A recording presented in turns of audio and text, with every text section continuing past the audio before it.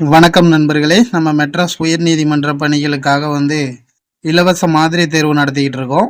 இதில் காலையில் பார்த்தீங்கன்னா வினாக்கள் முதல் தேர்விற்கான வினாக்கள் வழங்கணும். இப்போது பார்த்தீங்கன்னா நம்ம அதற்கான விடைகள் பார்க்கலாம். எல்லாரும் டெஸ்ட் நல்லா எழுதிருப்பீங்கன்னு நினைக்கிறேன். இதற்கான ஆன்சர் கீ இந்த வீடியோவில் பார்க்கலாம். முதலாவது கேள்வி, தனித்தமிழையும் தமிழ் உணர்வையும் பரப்பிய பாவலர். இதற்கான ஆன்சர் ஆப்ஷன் டி, பெருஞ்சித்திரனார். இந்த பெருஞ்சித்திரனார் பார்த்தீங்கன்னா மாணிக்கம் என்ற இயற்பெயரை கொண்டிருக்காரு. இவர் எழுதிய நூல்கள் என்னென்னு பார்த்தீங்கன்னா பாவிய கொத்து, கனிச்சாறு, இது போன்ற நூல்களை எழுதியிருக்காரு. அடுத்து இவர் எழுதிய கனிச்சாறு நூல் பார்த்தீங்கன்னா 8 தொகுதிகளாக வெளிவந்திருக்கும். ஓகே ஃப்ரெண்ட்ஸ், அடுத்த கேள்வி பார்த்தீங்கன்னா இளங்கோவடிகள் சேர மன்னர் மரபை சேர்ந்தவர் என்று கூறும் நூல் எது? இதற்கான ஆன்சர் ஆப்ஷன் சி, சிலப்பதிகார பதிகம். அதாவது இந்த சிலப்பதிகார பதிகம் என்ற நூலை எழுதியவர் யார் என்று தெரியவில்லை. இந்த சிலப்பதிகார பதிகம் என்பது என்னன்னா, சிலப்பதிகாரம் நூலில் உள்ள கருத்துக்களை தொகுத்து சுருக்கி எழுதுறது இந்த பதிகம். அடுத்ததாக பார்த்தீங்கன்னா ராவண காவியம் எழுதியவர் யாருன்னா புலவர் குழந்தை அவர்களால் எழுதப்பட்டிருக்கும். சீத்தலை சாத்தனார் மணிமேகலை நூலை எழுதியிருப்பார். கண்ணகி புரட்சி காப்பியம் பார்த்தீங்கன்னா பாரதிதாசன் அவர்களால் எழுதப்பட்ட நூல் தான் கண்ணகி புரட்சி காப்பியம். இரண்டாவது கேள்விக்கான ஆன்சர் ஆப்ஷன் சி, சிலப்பதிகார பதிகம். மூன்றாவது கேள்வி, வலசையின் போது பறவையின் உடலில் ஏற்படும் மாற்றங்களில் பொருந்தாதது கேட்டிருக்காங்க. இதற்கான ஆன்சர் பார்த்தீங்கன்னா ஆப்ஷன் பி, பறவையின் வாழ்நாள் அதிகரிக்கும். இது மட்டும் கிடையாது. மற்ற மூன்றும் பார்த்தீங்கன்னா இதற்கான வலசை போதலின் போது ஏற்படும் மாற்றங்களில் பொருந்தும். அதாவது தலையில் சிறகு வளருதல், அடுத்து பார்த்தீங்கன்னா இறகுகளின் நிறம் மாறுதல், உடலில் கற்றையாக முடி வளருதல், இது போன்றவை பறவை வலசை போதலின் போது ஏற்படும் மாற்றங்கள். நான்காவது கேள்வி பார்த்தீங்கன்னா இந்தியாவின் பறவை மனிதர் யாருன்னு கேட்டிருக்காங்க. இதற்கான ஆன்சர் பார்த்தீங்கன்னா ஆப்ஷன் ஏ, டாக்டர் சலீம் அலி. இந்த சலீம் அலி பார்த்தீங்கன்னா தன்னுடைய வரலாற்று நூலை சிட்டுக்குருவியின் வீழ்ச்சி அப்படிங்கிற நூலாக எழுதியிருப்பார். அடுத்து பார்த்தீங்கன்னா கலாம் அவர்கள் மக்கள் ஜனாதிபதி அப்படின்ட்டு அழைக்கப்படுகிறார். இவர் எழுதிய நூல் பார்த்தீங்கன்னா அக்னி சிறகுகள் அப்படின்ற நூலை எழுதியிருப்பார். இவர் இந்தியாவின் ஏவுகணை மனிதர் அப்படின்ட்டு சொல்கிறாங்க. அடுத்து ஜாதவ் பயங் பார்த்தீங்கன்னா இந்தியாவின் வனமகன் அப்படின்ட்டு அழைக்கப்படுகிறார். அடுத்த ஆப்ஷன் டி பார்த்தீங்கன்னா MS சுவாமிநாதன். இவர் இந்தியாவின் பசுமை புரட்சியின் தந்தை என்று அழைக்கப்படுகிறார். அடுத்த ஐந்தாவது கேள்வி, மனிதன் எப்போதும் உண்மையே டேஸ். இதற்கான ஆன்சர் சரியான விடை பார்த்தீங்கன்னா ஆப்ஷன் பி, உரைக்கின்றான். ஆறாவது கேள்வி, சென்சார் என்பதன் தமிழ் சொல்லை காண்க. ஆப்ஷன் பி தான் இதற்கான ஆன்சர், நுண்ணுணர்வு கருவி. நுண்ணறிவு பார்த்தீங்கன்னா இன்டெலிஜென்ஸ். அடுத்து செயற்கை நுண்ணறிவு பார்த்தீங்கன்னா ஏஐ, அதாவது ஆர்டிஃபிஷியல் இன்டெலிஜென்ஸ். அடுத்து மீத்திறன் கணினி பார்த்தீங்கன்னா சூப்பர் கம்ப்யூட்டர் தான் மீத்திறன் கணினி அப்படின்ட்டு சொல்கிறாங்க. அடுத்து ஏழாவது கேள்வி, சொல்லின் இடையில் மற்றும் வரும் எழுத்து. இதற்கான ஆன்சர் பார்த்தீங்கன்னா மேற்கண்ட அனைத்தும். ஆப்ஷன் டி, அதாவது முப்பார் புள்ளி, தனிநிலை, அக்கேனம், இது மூன்றுமே பார்த்தீங்கன்னா ஆயுத எழுத்தை குறிக்கும் சொல்லுதான் இந்த மூன்றுமே. எட்டாவது கேள்வி பார்த்தீங்கன்னா பறவை என்பதன் கீழ்கண்டவற்றில் எதனை குறிக்கும்.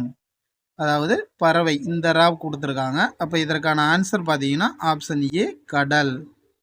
பறவை என்றால் கடல். அடுத்து ஒன்பதாவது கேள்வி, சத்திமுத்த புலவரால் பாடப்பட்ட பறவை. இதற்கான ஆன்சர் பார்த்தீங்கன்னா ஆப்ஷன் சி, செங்கால் நாரை.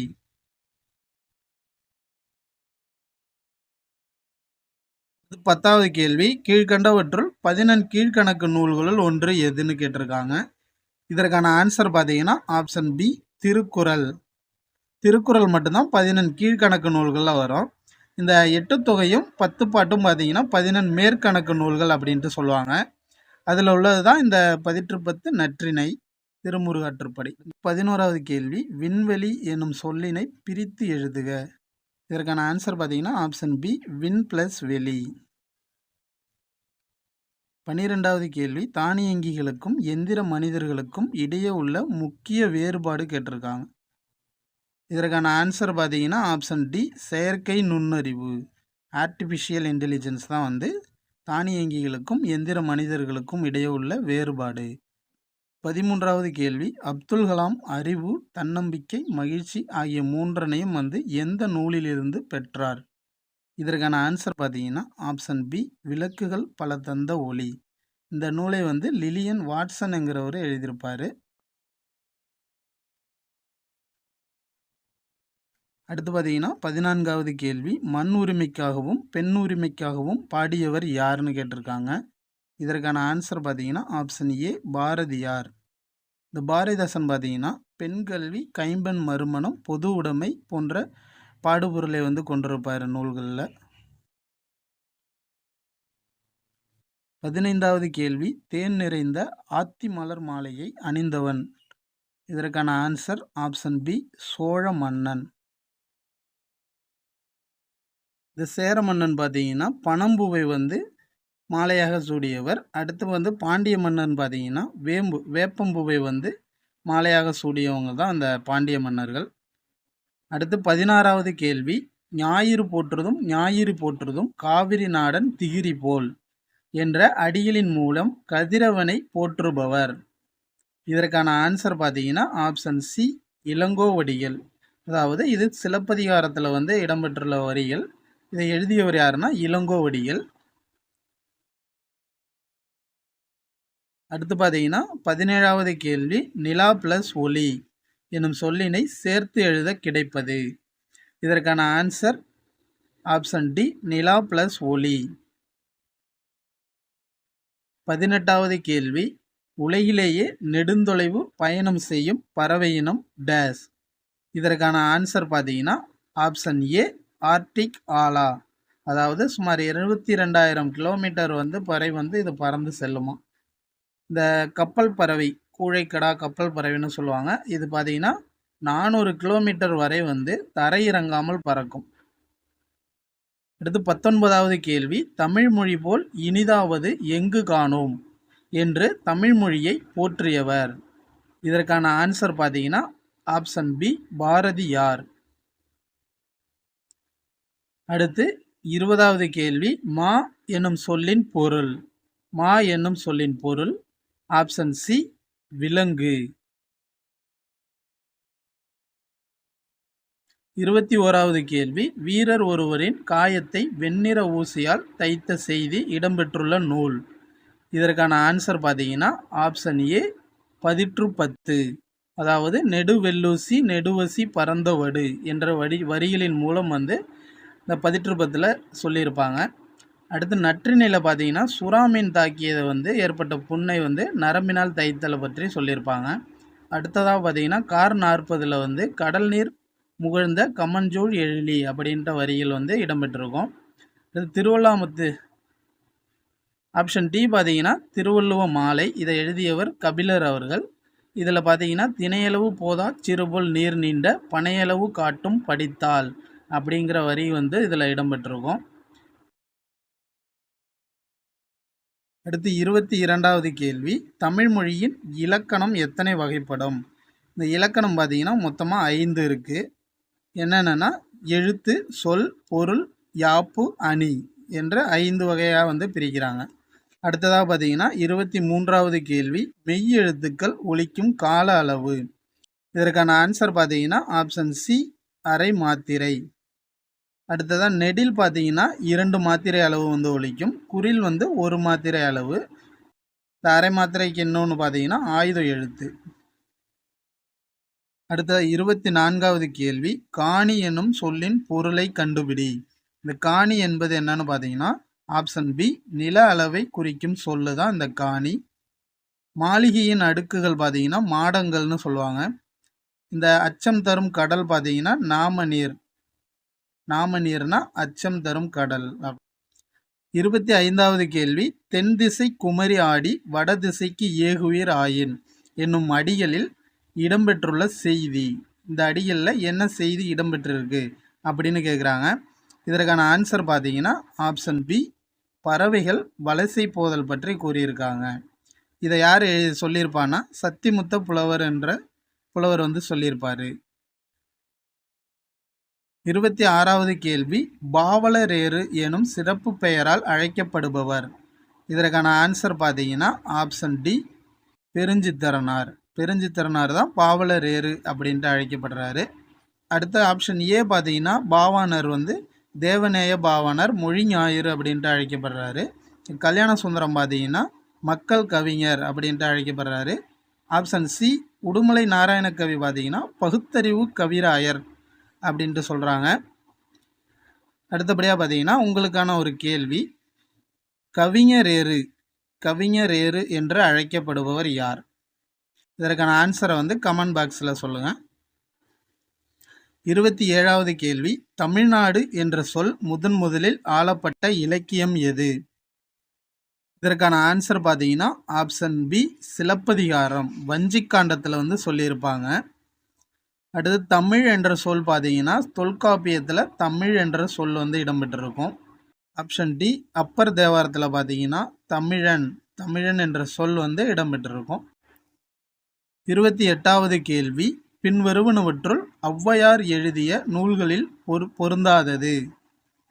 இந்த நூல்களில் பொருந்தாதது எதுன்னு பார்த்தீங்கன்னா நீதிநெறி விளக்கம். இந்த நூலை எழுதியவர் யாருன்னா குமரகுருபரர் அவர்கள். குமரகுருபரர் அவர்கள் வந்து எழுதிய நூல் தான் வந்து இந்த நீதிநெறி விளக்கம்.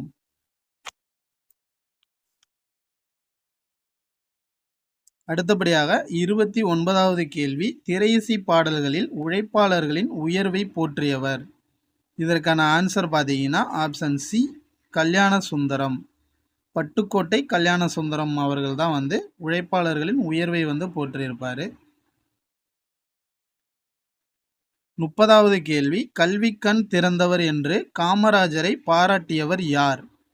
இதற்கான ஆன்சர் பார்த்தீங்கன்னா ஆப்ஷன் ஏ, பெரியார் அவர்கள்.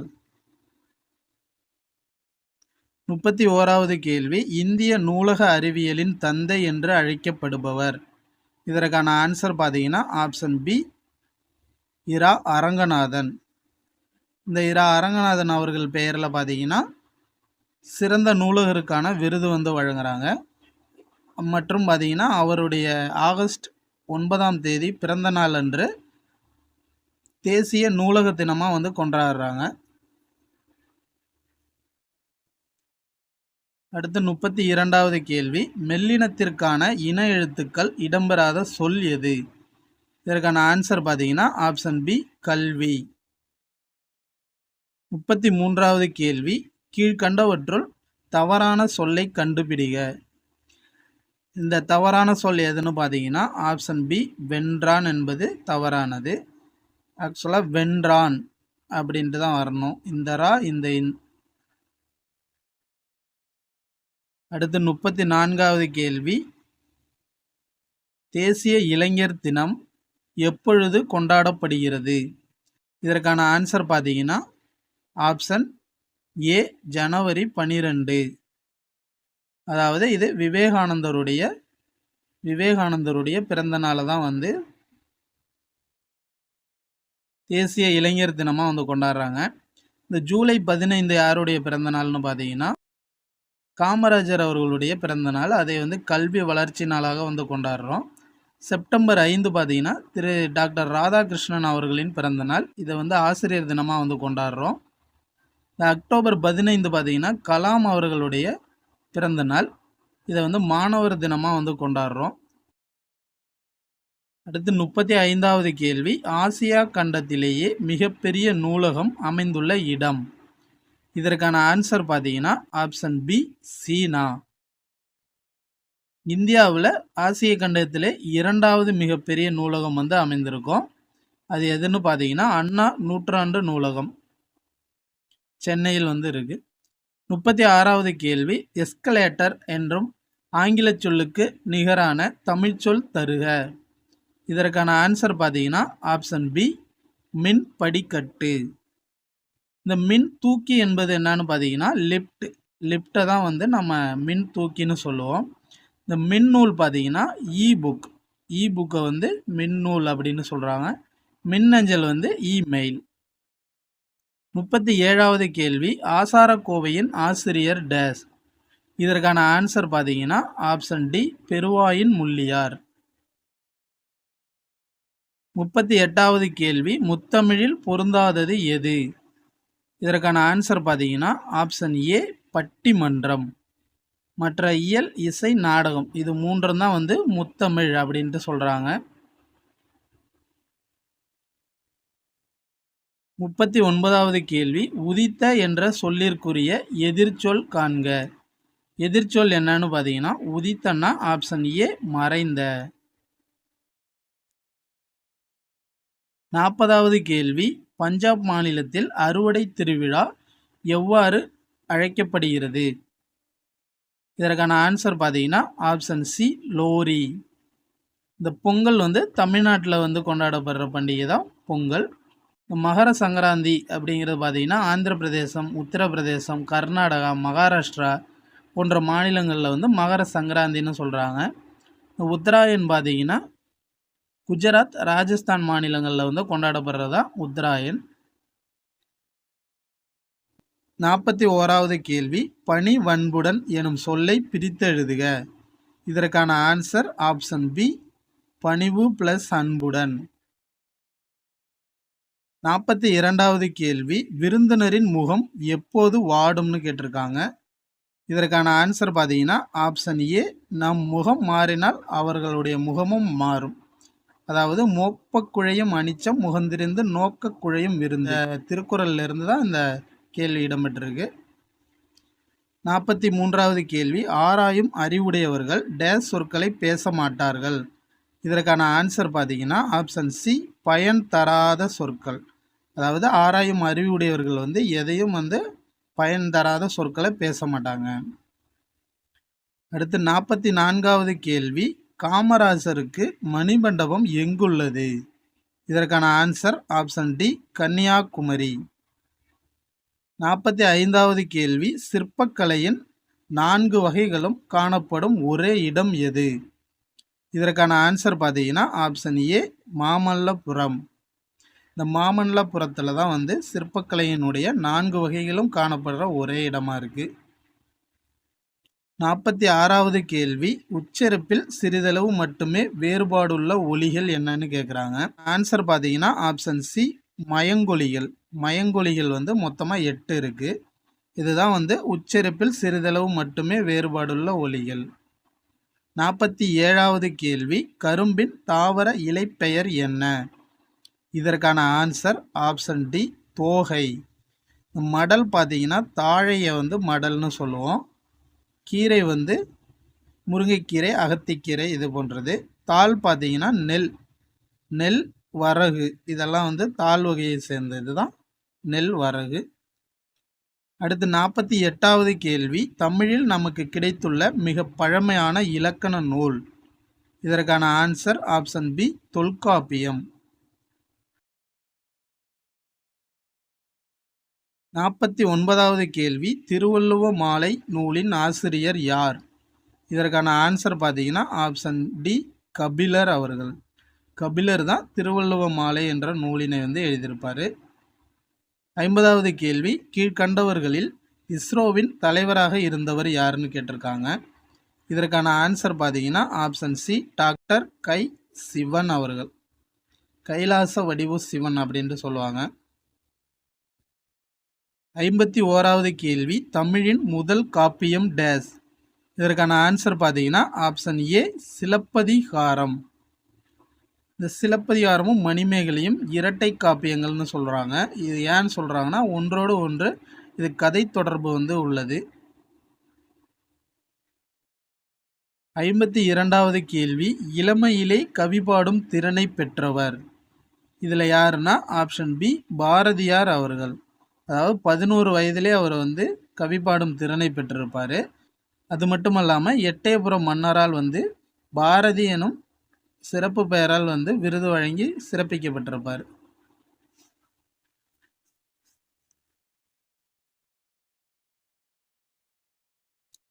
அடுத்து 53வது கேள்வி, ஒருவருக்கு சிறந்த அணி டேஸ். இதற்கான ஆன்சர் பார்த்தீங்கன்னா ஆப்ஷன் சி இன்சொல். இன்சொல் தான் ஒருவருக்கு சிறந்த அணியாக கருதப்படுகிறது. 54வது கேள்வி, ஔடதம் பொருளை கூறுக. இதற்கான ஆன்சர் பார்த்தீங்கன்னா ஆப்ஷன் ஏ மருந்து.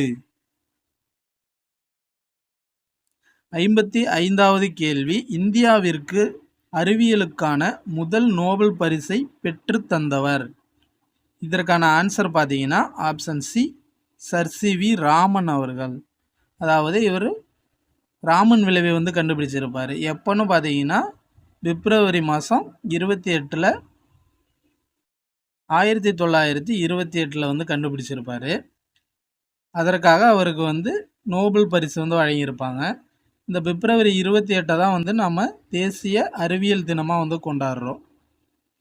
அது ஏன்னா அவர் அப்போ தான் ராமன் விளைவை வந்து கண்டுபிடிச்சிருக்காரு. 56 கிளைமேட் தமிழ்ச்சொல் தருக. இதற்கான ஆன்சர் பார்த்தீங்கன்னா ஆப்ஷன் ஏ, தட்ப வெப்பநிலை. தட்ப வெப்பநிலைங்கிறது தான் கிளைமேட்.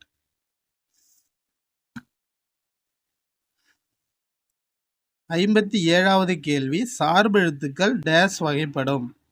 இதற்கான ஆன்சர் ஆப்ஷன் சி, 10 வகைப்படும். அடுத்த 58வது கேள்வி, கவிதையின் வழியாக விடுதலை உணர்வை ஊட்டியவர். இதற்கான ஆன்சர் பார்த்தீங்கன்னா ஆப்ஷன் ஏ, பாரதியார். 59வது கேள்வி, மாடங்கள் என்பதன் பொருள்.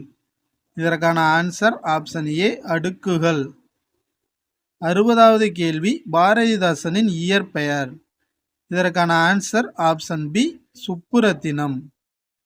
இந்த மாணிக்கம் யாருடைய பெயர்னு பார்த்தீங்கன்னா பெருஞ்சித்திரனாருடையது. ராசகோபாலன் பார்த்தீங்கன்னா சுரதாவனுடைய இயற்பெயர். 61வது கேள்வி, காவிரி ஆறு பாயும் நாட்டினை ஆட்சி செய்தவன். இதற்கான answer option A, Cholan. Chola மன்னர்கள் தான் வந்து காவிரி ஆறு பாயும் நாட்டினை வந்து ஆட்சி செய்திருப்பாங்க. 62வது கேள்வி, இரட்டை காப்பியங்கள் என்று அழைக்கப்படுவது. இதற்கான ஆன்சர் பார்த்தீங்கன்னா ஆப்ஷன் டி, சிலப்பதிகாரம், மணிமேகலை. இந்த திருக்குறளும் கம்பராமாயணம் பார்த்தீங்கன்னா தமிழுக்கு கதி அப்படின்ட்டு அழைக்கப்படும் நூல் தான் வந்து இந்த திருக்குறளும் கம்பராமாயணம். 63வது கேள்வி, பிறருக்கு உதவி செய்தல் என்பது டேஸ். இதற்கான ஆன்சர் ஆப்ஷன் பி, ஒப்புரவு. 64வது கேள்வி, பிறர் நமக்கு செய்யும் தீங்கினை பொறுத்து கொள்வது. இதற்கான ஆன்சர் பார்த்தீங்கன்னா ஆப்ஷன் டி, பொறையுடைமை.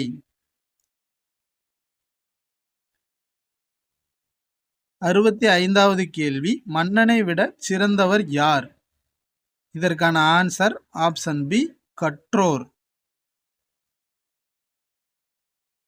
66வது கேள்வி, காமராசருக்கு நடுவண் அரசு பாரத ரத்னா விருது வழங்கிய ஆண்டு. இதற்கான ஆன்சர் பார்த்தீங்கன்னா ஆப்ஷன் டி, 1976. உங்களுக்கான கேள்வி, எம்ஜிஆர் அவர்களுக்கு பாரத ரத்னா விருது வழங்கிய ஆண்டு என்னைக்கு? கமெண்ட் பாக்ஸில் கமெண்ட் பண்ணுங்கள்.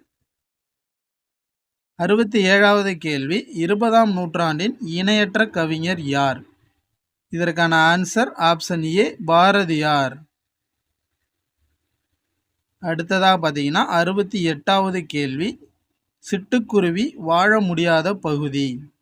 இதற்கான ஆன்சர் ஆப்ஷன் ஏ, துருவ பகுதி. துருவ பகுதியை தவிர மற்ற பகுதிகளில் வந்து வாழும் தன்மையுடையதான் சிட்டுக்குருவி. 69வது கேள்வி, திருக்குறளின் பால் பிரிவுகளில் பொருந்தாதது. இதற்கான ஆன்சர் பார்த்தீங்கன்னா ஆப்ஷன் பி, எழுத்து. இந்த அறம், பொருள், இன்பம் என்ற 3 பால் பிரிவுகளை வந்து கொண்டது தான் திருக்குறள். மொத்தமாக பார்த்தீங்கன்னா 133 அதிகாரங்களும் 1330 குறள்களும் வந்து இருக்கும். 70வது கேள்வி, தம்மை ஒத்த அலைநீளத்தில் சிந்திப்பவர் என்று பாராட்டியவர் யார். பாராட்டியவர் யாருன்னா டாக்டர் ஏபிஜே அப்துல் கலாம் அவர்கள். Option B. யாரை பாராட்டினார்னா நெல்லை சு முத்து அவர்களை வந்து பாராட்டியிருப்பார். 71வது கேள்வி, அப்துல் கலாமின் சுயசரிதை நூல். இதற்கான answer option B, Agni Siragugal. 72வது கேள்வி, எந்திர மனிதனுக்கு குடியுரிமை வழங்கிய முதல் நாடு? இதற்கான ஆன்சர் பார்த்தீங்கன்னா ஆப்ஷன் டி, சவுதி அரேபியா. அகர வரிசையில் அமையும் இலக்கியம் டேஸ்? இதற்கான ஆன்சர் ஆப்ஷன் ஏ, ஆத்திச்சூடி. இந்த ஆத்திச்சூடி தான் அகர வரிசையில் அமையும். 74வது கேள்வி, அணுகு என்பதன் எதிர்ச்சொல் தருக. இதனுடைய எதிர்ச்சொல் பார்த்தீங்கன்னா ஆப்ஷன் சி, விலகு. 75வது கேள்வி பார்த்தீங்கன்னா திங்கள் என்பதன் பொருளை தருக. இதற்கான ஆன்சர் ஆப்ஷன் ஏ, நிலவு. இந்த கதிரவன் சூரியன் ரெண்டுமே பார்த்தீங்கன்னா ஞாயிறு அப்படின்ட்டு அழைக்கப்படுகிறது. ஓகே ஃப்ரெண்ட்ஸ், இதோட இந்த தமிழில் உள்ள 75 வினாக்களுக்கான விடைகள் பார்த்துருக்கோம். அடுத்த வீடியோவில் நம்ம அடுத்து பொது அறிவு சம்பந்தமான 75 வினாக்களுக்கு விடையை பார்க்கலாம். Okay friends, thanks.